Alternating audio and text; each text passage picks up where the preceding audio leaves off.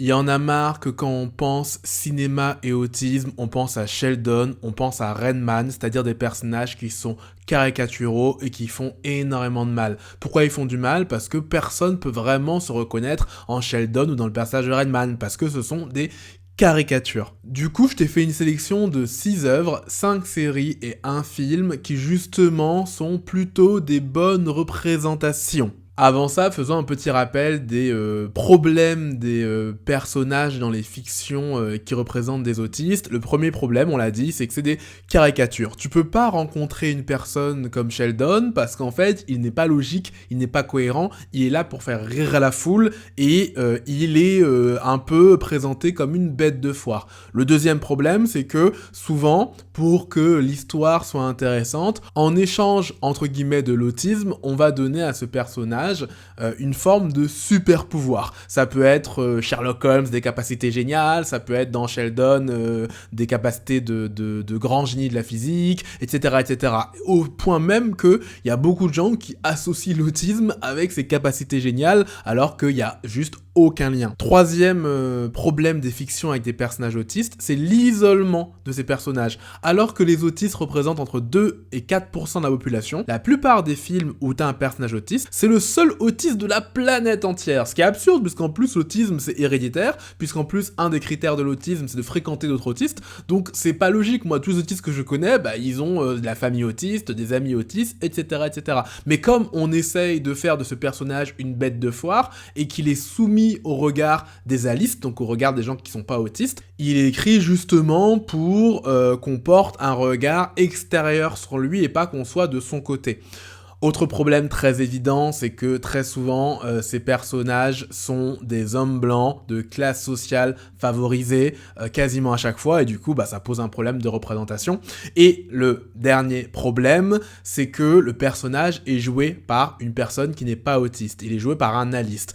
On pourrait se dire que c'est pas grave, mais le fait est que les alistes savent très mal jouer les personnages autistes. Pire encore, plus les gens jouent mal des autistes, et plus les gens qui sont pas autistes disent « Ah ouais, bravo, c'était trop bien joué !» Parce qu'en fait, ils se disent juste « C'était joué de manière chelou, du coup c'est bien joué. » Or, Sheldon est très mal joué. Les personnages autistes sont vraiment très mal joués. En fait, c'est un peu comme si on croyait que pour représenter fidèlement un noir, il fallait écouter Michel Leb. Tu te rappelles Michel Leb avec ses accents racistes, etc., qui le faisait très mal, et du coup, c'est normal. Si toi, t'es une personne noire et que t'es représenté par des Michel Leb, tu te diras « non, je suis pas noir. » Pareil pour la représentation de Pascal Légitimus dans Les Inconnus, quand il représente des personnes antillaises.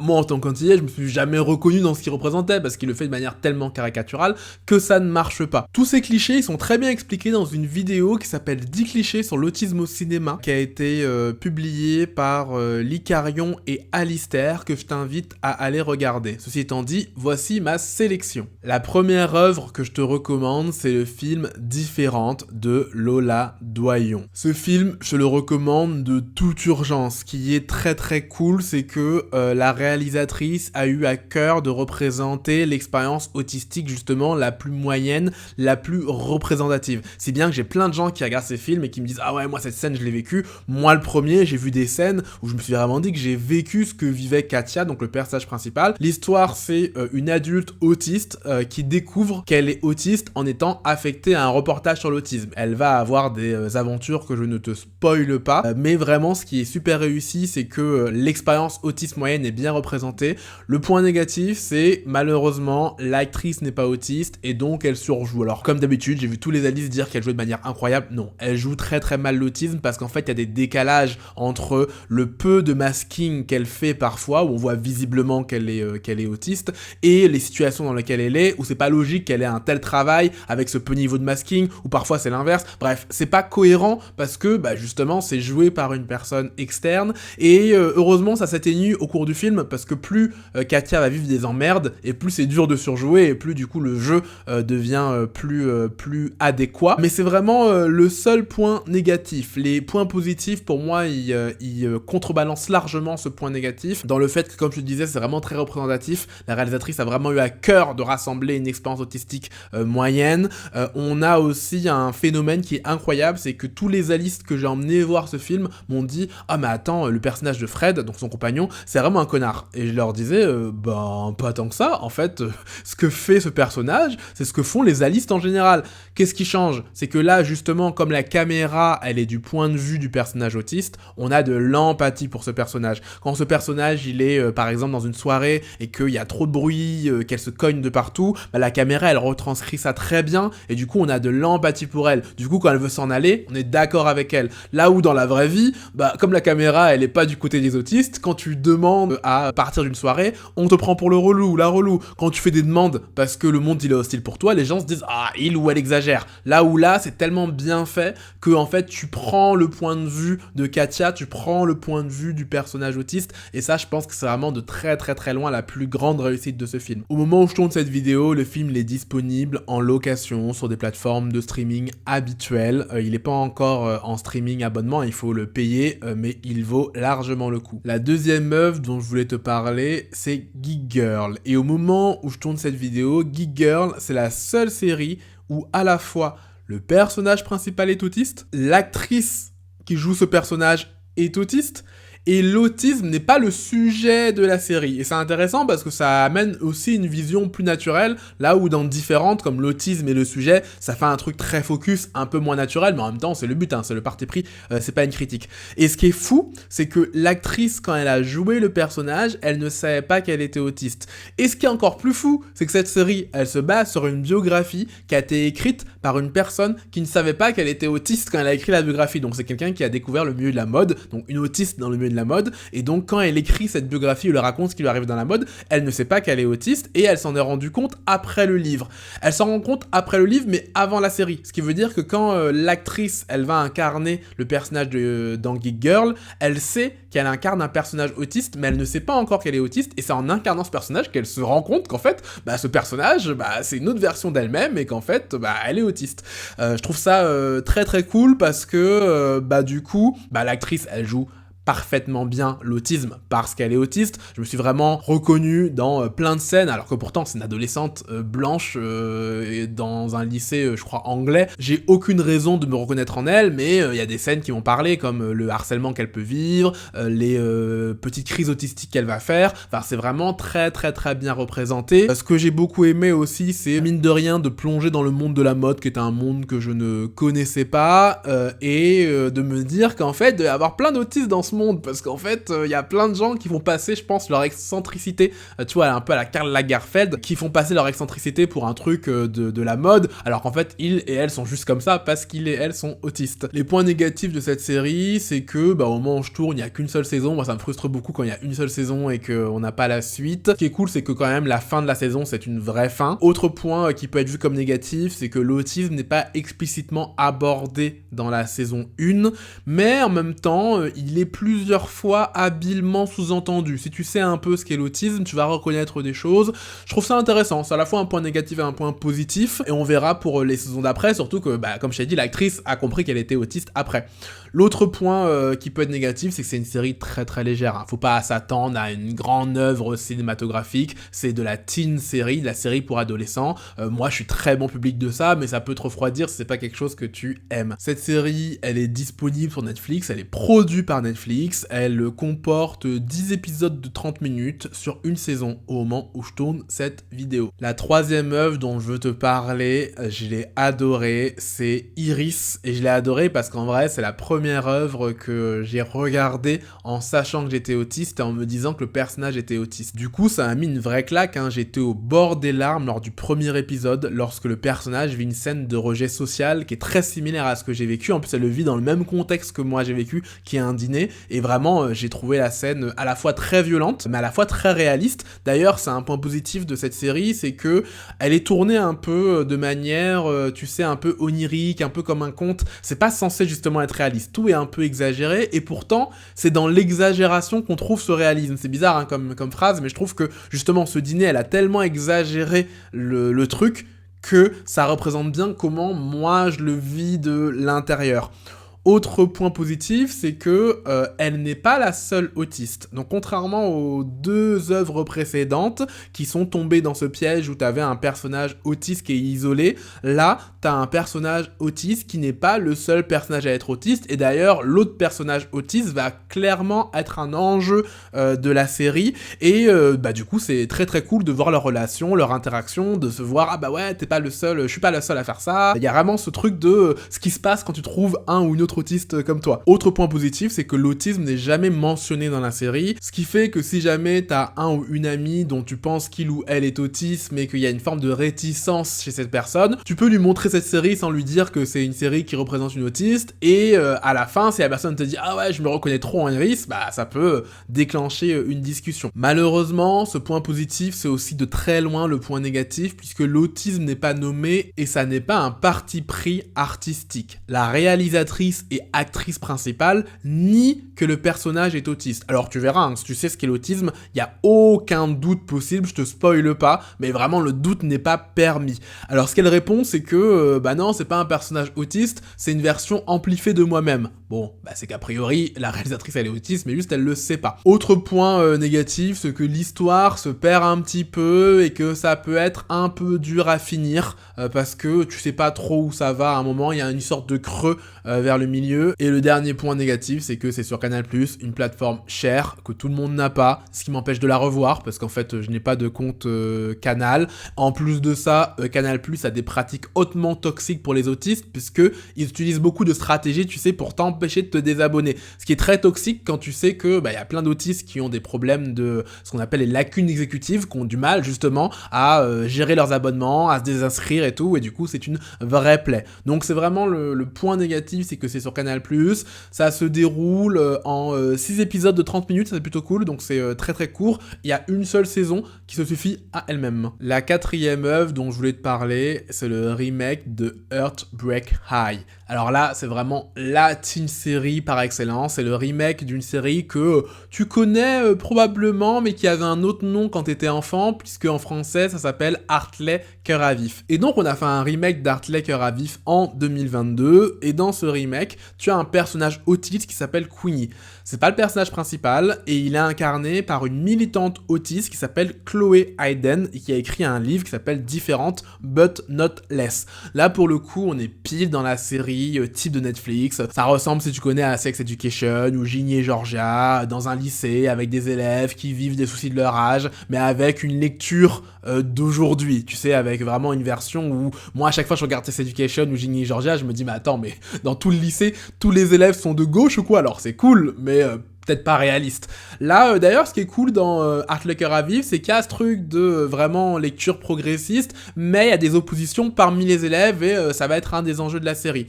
Dans les points positifs, c'est que justement que ça parle principalement du rapport des élèves au sujet très moderne, la sexualité, le racisme, etc., etc. Si t'as jamais vu Sex Education, il y a de grandes chances que tu aimes, puisque derrière la superficialité apparente, il y a vraiment de gros sujets de fond.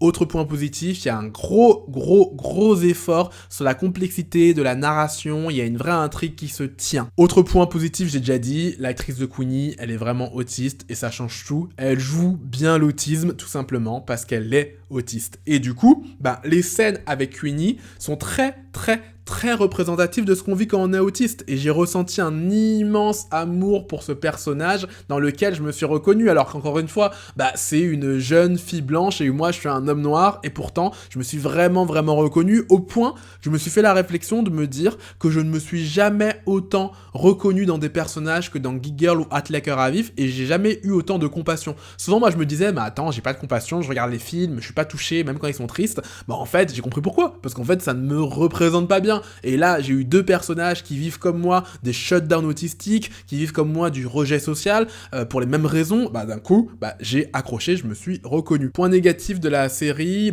Queenie n'est pas le personnage principal, l'autisme n'est pas le sujet, et du coup, dans le cadre de cette vidéo de recommandation, ça peut être un point négatif. Alors, c'est pas du tout un point négatif artistique, parce que c'est pas le but de la série, mais dans le cadre de cette vidéo, je te recommande des œuvres sur l'autisme, ça risque de te laisser un peu sur ta faim, puisqu'on voit pas Queenie tant que ça. L'autre point négatif, c'est qu'il y a un parti pris sur la narration qui fait que tu peux t'ennuyer énormément au milieu. Il y a une sorte de creux qui est un peu volontaire, mais qui peut te faire décrocher.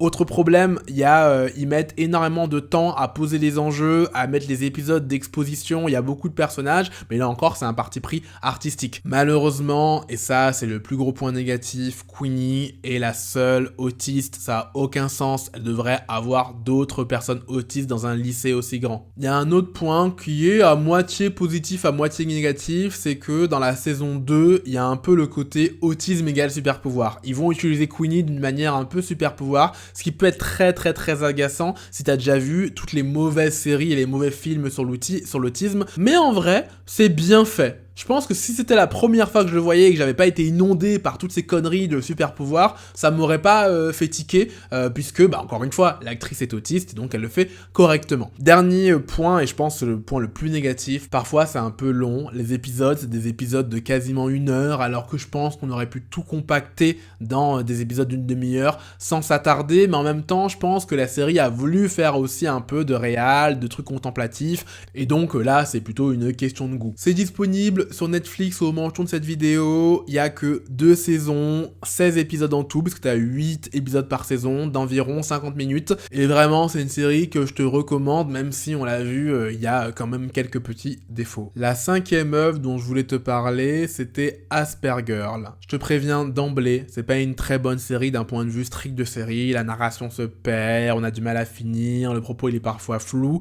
mais par contre, je te l'ai quand même mise parce que c'est une bonne représentation de certaines caractéristiques de la vie des autistes. Je pense notamment, encore une fois, au shutdown, aux crises autistiques qu'elle va vivre. C'était une des premières fois que j'en voyais à l'écran et ça m'a énormément touché. Pareil, le fait qu'elle ait un énorme calendrier mural pour compenser ses lacunes exécutives, j'ai pris l'idée, j'ai recopié et depuis, j'ai un énorme calendrier mural que tu vois pas mais qui est juste devant moi, qui m'aide à organiser ma vie. Ça parle d'une maman qui découvre qu'elle est autiste parce que son fils est diagnostiqué autiste et elle doit lutter contre le monde externe qui lui dit que c'est une mauvaise maman parce qu'elle est autiste et elle essaie de prouver le contraire, que c'est parce qu'elle est autiste qu'elle sera une bonne mère pour son enfant autiste. Donc le concept il est génial. Il y a des points positifs, c'est que déjà le personnage autiste a de la famille autiste, c'est une maman et son fils. C'est fou que ça soit si rare, c'est fou que ça soit quasiment le seul exemple dans les recommandations que je te fais, et rien que ça c'est agréable et intéressant de voir les deux interagir. Et on voit notamment que c'est pas parce que 2 personnes sont autistes qu'elles vont facilement s'entendre. Évidemment elles vont se comprendre sur les différences de communication,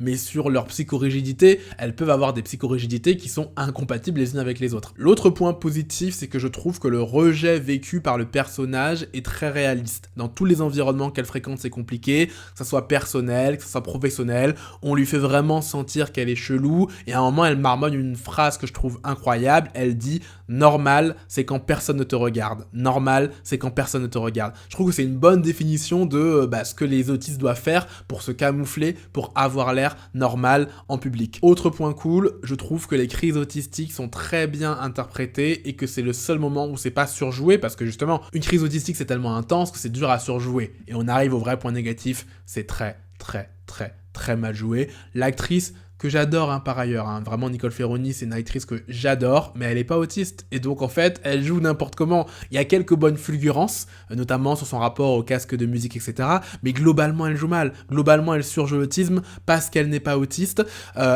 Son personnage fait aucun masking, ce qui a pas beaucoup de sens, mais en fait c'est lié au fait que justement elle joue mal. Et autre point négatif, c'est que l'histoire elle se perd, j'ai réussi à m'ennuyer alors que les épisodes sont très très courts. Donc je te la recommande qu'à moitié. Il y a vraiment de grosses imperfections, mais il y a aussi de gros points forts, et c'est pour ça que je t'en parle. Malheureusement, autre point négatif, c'est sur une plateforme chelou, c'est OCS. Donc en fait, tu y as accès via Prime Video, mais tu dois faire un essai d'1 mois, et après ça risque de te débiter les mois d'après, donc fais attention. J'ai découvert, en tournant la vidéo, qu'il y avait une 2e saison qui était sortie cette année. Je ne sais pas ce qu'elle vaut. Donc là, le retour que je te fais, il est basé sur la première saison, qui faisait 10 épisodes de 20 minutes. La dernière œuvre dont je voulais te parler, j'ai longuement hésité avant de te la mettre parce que pour plein de raisons, c'est une catastrophe. C'est une série qui s'appelle Atypical. Elle est bourrée de gros problèmes, elle alimente le problème Sheldon Cooper.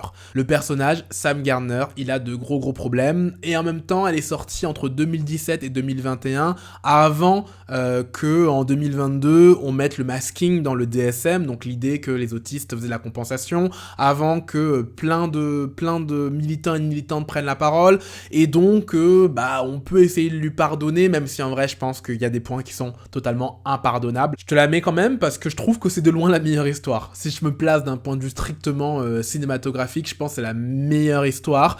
C'est l'histoire où tu vas t'attacher au personnage, où tu vas avoir plein d'émotions, et donc ça peut être une bonne carte à jouer si tu veux la montrer à quelqu'un qui ne pourrait pas tenir une série qui n'est pas assez stimulante parce que la personne n'est pas assez intéressée par l'autisme. Parce que pour finir Iris, pour finir Aspergirl, faut s'accrocher. Et même Heartbreak à vif, Heartbreak High, en vrai, il faut un petit peu s'accrocher, même s'il faut moins s'accrocher que les deux précédentes.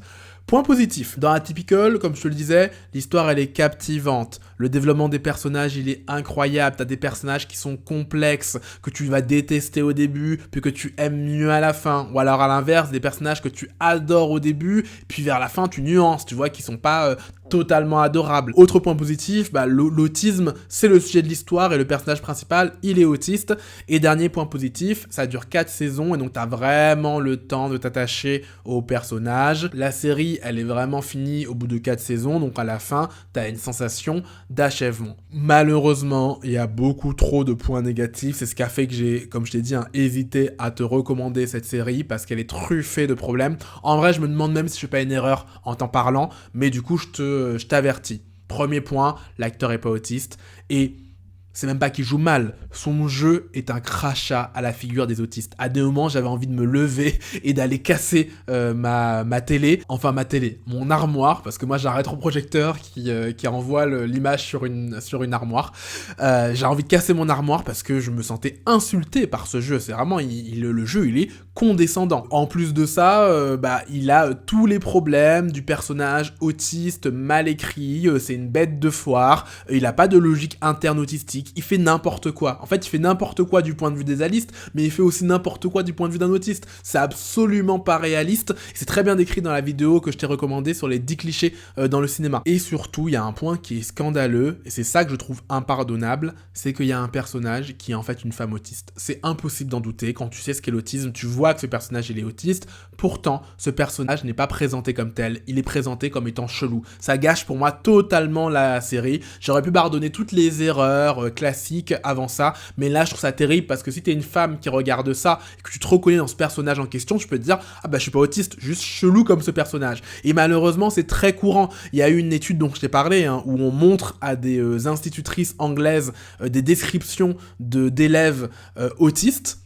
Dans un cas on écrit Chloé, dans un cas on écrit Jack. Quand on écrit Jack, il y a beaucoup plus d'institutrices qui vont reconnaître que Jack est autiste, avec la même description. Parce que quand c'est une femme, quand c'est une fille, on se dit « Non, mais c'est juste qu'elle est pas autiste, elle est un peu folle, elle est un peu chelou. » On a tendance à minimiser et à ne pas vouloir accepter qu'une femme peut être autiste. Et là, c'est grave parce que vraiment dans la série, on se moque d'elle, on minimise ses difficultés, alors que pourtant, c'est justement parce qu'elle est autiste qu'elle va rentrer en relation avec le personnage principal. Ils vont raisonner par justement leur autisme, mais ça n'est pas conscientisé. Ça vraiment, c'est une faute grave pour moi et ça disqualifie la série, mais je t'en parle quand même parce que il y a des points positifs qui font que c'est une série qui est attachante, donc à regarder avec vraiment un énorme esprit critique.